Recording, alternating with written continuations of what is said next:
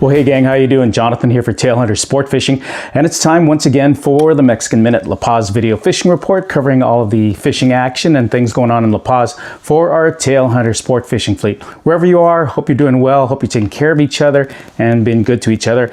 And let's talk a little bit about fishing. This is going to cover all of the fishing action, by the way, from the 26th of January until the 8th of February. Dates get away from me, I'm sorry. And listen, I know I usually do these every single week. In fact, I think in the last 25 years, I've only missed like 6 or 7 fishing reports that whole time. I know these are getting a little bit spaced out, but number one, I want to make sure I've got something to say, and there really hasn't been a lot going on down here in La Paz. And the other thing is, what's the old saying about bodies in motion stay in motion, and bodies that sit on the couch or sit at the desk tend to get a little bit lazy? And I'll be honest, you know, tell me that hasn't happened to you with everybody being quarantined or being locked down and everything. You just really don't feel like doing a whole lot, or you just start sitting around doing other things, and then other things get away from you. So apologies for that, but let's there have been some things going on, so let's talk about that. Listen, I've been telling you how the winds have been blowing for the last couple of weeks, and usually November to April are the off season for us. Not many people fishing. It's windy, it's blustery, and it's been very, very cold this season, unusually cold. But this past week, there are actually a couple of opportunities to get out. Not that the winds completely cut back, but they did give us a little bit of a break. And at least if it did blow, it didn't blow till the afternoon, which allowed some of the folks to get out in the morning and get in a couple hours of fishing.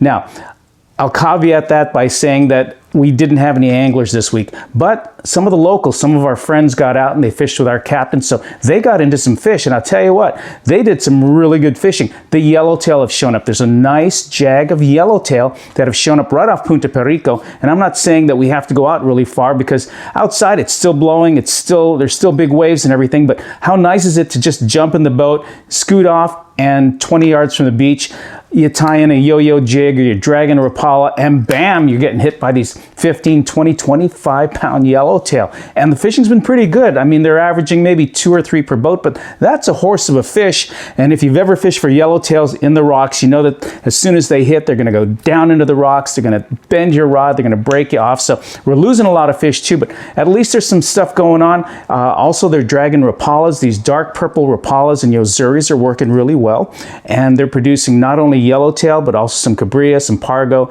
There's Jack Crevalle. There's also white Bonita around. Now, I know a lot of you, you hear the word Bonita and you go, I'm going to throw that away. That's going to go in, if I'm keeping it, it's going to go into the fertilizer pile or whatever.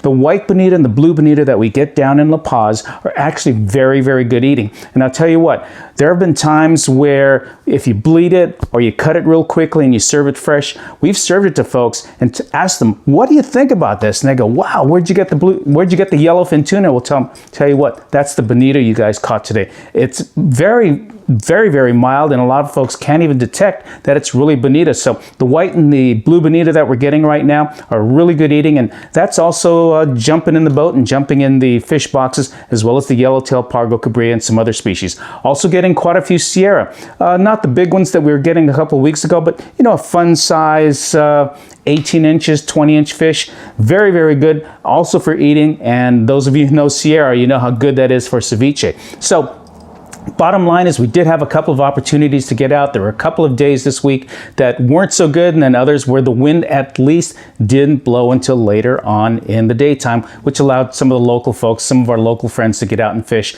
And so, like I said, they caught some fish. Other things going on, 2 weeks ago, the CDC dropped that that kicker on us, the next punch in the face, that required that everyone coming into and flying into the United States must have a negative COVID test. That sent all of us scrambling. It hit us without any notice. But I'll tell you what, Baja and Mexico are rebounding really quickly from this.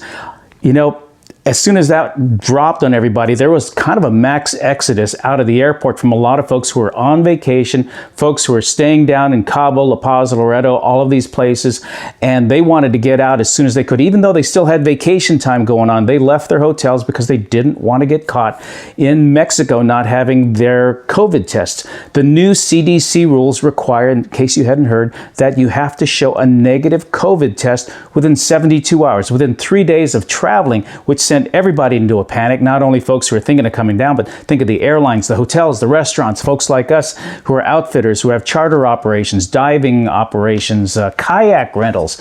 Everyone scrambled for it. But I'll tell you what, as of the 26th of January, when all of this was supposed to go into effect, they've been setting up the facilities for testing at the Cabo Airport, La Paz Airport.